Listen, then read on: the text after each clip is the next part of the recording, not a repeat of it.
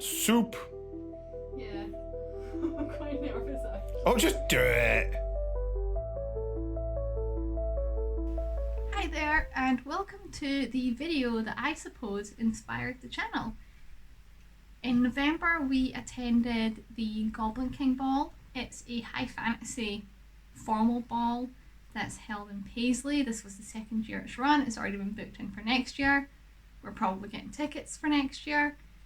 And we booked this probably June or July, and the ball itself was at the end of November.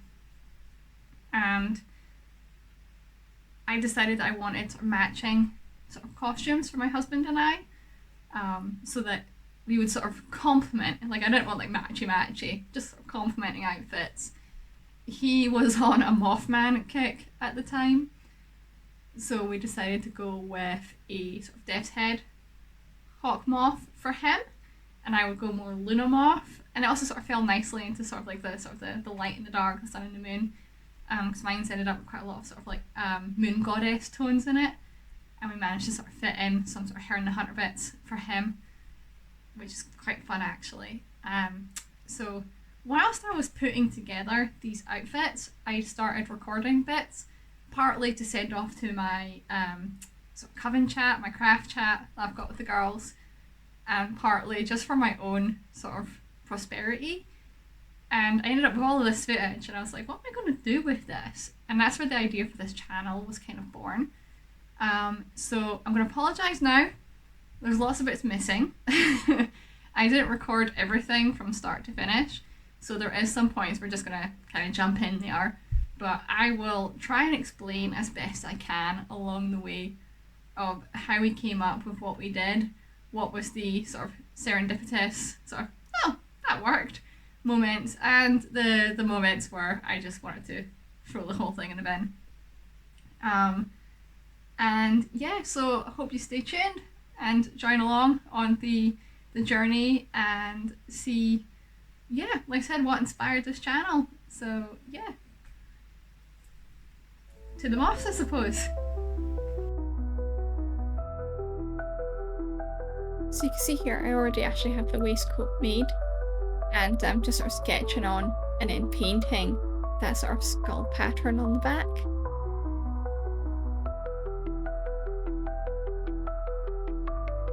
For the cape, we ended up going with sort of 4 sections to mimic wings. My husband liked the idea of being able to sort of flap them.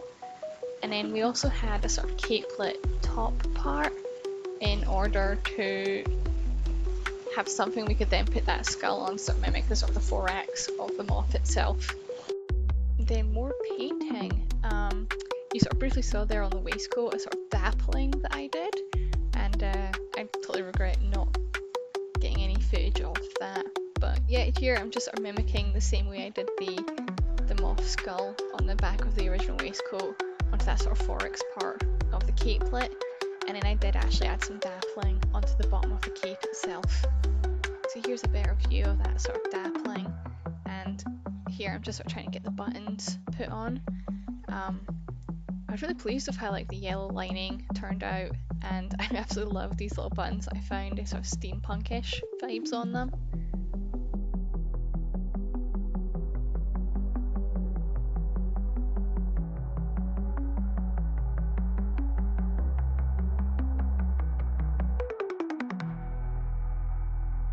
Then onto the hand sewing. So there's a couple of things I had to do here. Firstly, obviously, buttons. And then after that, I actually top stitched the collar down by hand, just so everything sat nice and neat and sharp. And then with the cape itself, I decided to stitch the sort of top couple of inches of the wings, just so that it was still solid underneath that capelet. Part of the outfit, just to pull it all together, we decided on a hat. I've actually used a necklace here, which I used some invisible thread to just hold it in place. And then we're also going to put on some feathers to mimic the moth antennae on the sides, and again, just invisible thread will hold that in place. And with the basic assembly organised, it's now on to my costume. So the base of the Luna Moth is actually a wedding dress I found for 30 quid on eBay. So the first thing I wanted to do was shorten it. I wanted a cocktail length kind of dress rather than floor length. Here I am just sort of tidying up all that cutting that I've done. I knew from the onset I was going to have to dye this dress, and I quite liked this Kelly green but didn't want it nearly this shade. I had to use this tub because I couldn't find anything big enough that would fit the dress completely and submerge it. I don't actually have any footage of the dress just dyed on its own. You can tell by the colour there that it did take a little bit, so it was a very pale green. I used all of the scraps and offcuts to also make an Elven Cape from Costume Pattern Studio, and I had to sort of amend some of the pieces to match the shape of those offcuts that I had. So here I'm sort of trying to get everything put together to get an idea of how it's going to look. I wanted to put an embellishment of sort of the moon goddess symbol on the front, and had decided I want to put the sort of tulle over the top of that just to keep the look of the dress consistent. And so begins many hours of hand sewing. And I was toggling between the hand sewing on the capelet at the same time, just to try and keep things consistent.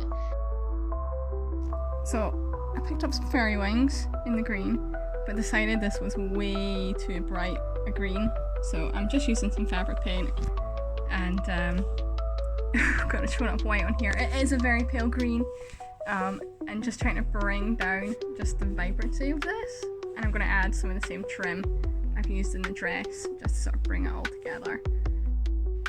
Okay, so we've got some shoes, I've got my paint. I'm going to mix up some more, maybe darken it up a little bit to a bit more green just to give me a higher contrast with the white bits here.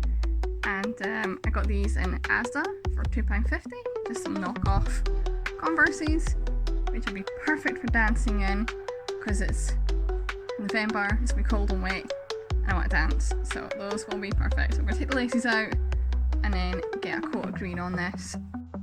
So at this point it was crunch time, and I stopped recording and taking in progress photos.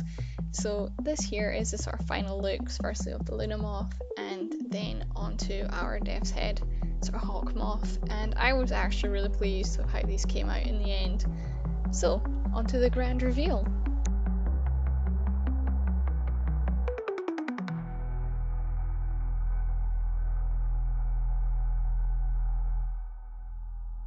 We had an absolute blast. There was live music, live singing, great food, great company, just overall an amazing day that we got to spend with some really good friends.